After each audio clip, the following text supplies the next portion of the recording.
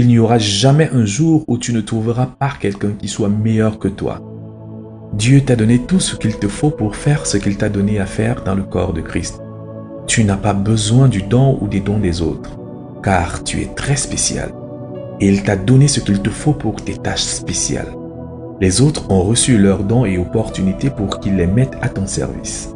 As-tu jamais pensé à celui ou à ceux qui n'ont pas ce que tu as? Tu n'es pas du tout le dernier. Si tu es en train de lire ce livre, cela signifie que tu possèdes ce que plusieurs n'ont pas. Tu as des yeux, certains sont aveugles. Tu peux lire, des multitudes ne le peuvent pas. Tu as accès à ce livre, d'autres n'y en ont pas. Tu es vivant, plusieurs sont morts. Si tu continues à te comparer aux autres, tu es en train de te rebeller contre Dieu. La Bible dit, « Ô homme, toi plutôt, qui es-tu pour contester avec Dieu? Le vase d'argile dira-t-il à celui qui l'a formé, « Pourquoi m'as-tu fait ainsi ?» Le potier n'est-il pas le maître de l'argile pour faire avec la même masse un vase d'honneur et un vase d'un usage vil? Romains chapitre 9, versets 20 à 21. Dieu ne t'a pas donné ce qu'il a donné aux autres en partie à cause du fait qu'il veut voir si tu peux être fidèle avec peu. Normalement, il éprouve les gens avec peu et à ceux qui réussissent au test, il confie davantage. En étant paresseux, tu as bloqué la voie qui t'aurait permis de recevoir plus du Seigneur. Pense à ta paresse dans l'enfance, à l'école primaire, à l'école secondaire, à l'université, à ton premier lieu de travail, quand on a sollicité ton aide, quand tu as eu des occasions de rendre témoignage, quand on t'a confié un jeune converti à bâtir, dans la prière, dans l'étude biblique, relative aux nombreux livres que tu as commencé à lire sans jamais les achever, relative aux nombreuses relations que tu as commencées mais que tu as manqué de bâtir. Est-ce juste de te comparer aux autres?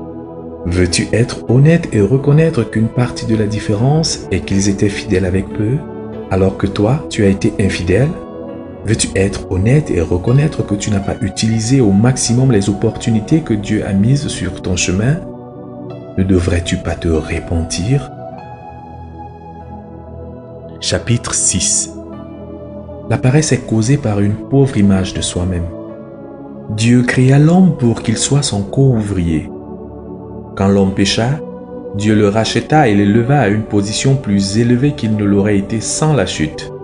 Il fit de l'homme racheter ses fils et mit à la disposition de l'homme tout de lui-même et toute sa puissance. Ensuite, Dieu mit à la disposition de l'homme toutes les ressources qui, une fois pleinement exploitées, pouvaient lui permettre d'accomplir tout le travail que Dieu voulait qu'il fasse pour lui d'une façon parfaite. Tu as été fait pour satisfaire parfaitement le cœur de Dieu dans toutes les choses auxquelles il t'a appelé. Il a rendu toutes les ressources disponibles. Si tu te méprises toi-même et méprises les ressources que Dieu a mises à ta disposition, ou bien si tu refuses d'utiliser ces ressources, tu continueras dans ta condition de paresse. Tu es un fils de Dieu. Tu es habité par le Saint-Esprit. Tu as les merveilleuses ressources de la prière à ta disposition. Dieu te dit, « Demande-moi et je te donnerai les nations pour héritage, les extrémités de la terre pour possession. » Psaume chapitre 2, verset 8. Il dit à travers son Fils, « Tout ce que vous demanderez en mon nom, je le ferai afin que le Père soit glorifié dans le Fils. » Jean chapitre 14, verset 13. Il insiste, « Si vous demandez quelque chose en mon nom, je le ferai. » Jean chapitre 14, verset 14. Ta paresse est-elle ancrée dans le fait que tu ne crois pas que Dieu te répondra? Il dit, « Demandez et l'on vous donnera. Cherchez et vous trouverez. Frappez et l'on vous ouvrira. Car quiconque demande reçoit. Celui qui cherche trouve. Et l'on ouvre à celui qui frappe. » Luc chapitre 11, versets 9 à 10. Vois-tu le mot quiconque? N'es-tu pas inclus dans ce quiconque? Si tu as cru au Seigneur Jésus, alors tu y es inclus. Dieu t'y inclut, ne t'exclut pas toi-même.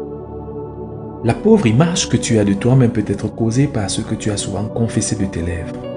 Le Seigneur dit aux enfants d'Israël, « Je vous ferai ainsi que vous avez parlé à mes oreilles. » Nombre 14, verset 28. C'est là la profonde vérité. Dieu fait aux gens ce qu'ils disent à ses oreilles. Il entend ce que tu dis de toi-même, dans ton cœur, et au sujet de toi-même. Il entend ce que tu dis aux autres au sujet de toi-même. Il entend ce que tu dis aux autres au sujet de toi-même et qui est une accusation de lui. Il entend tout et il te fait selon ce que tu dis.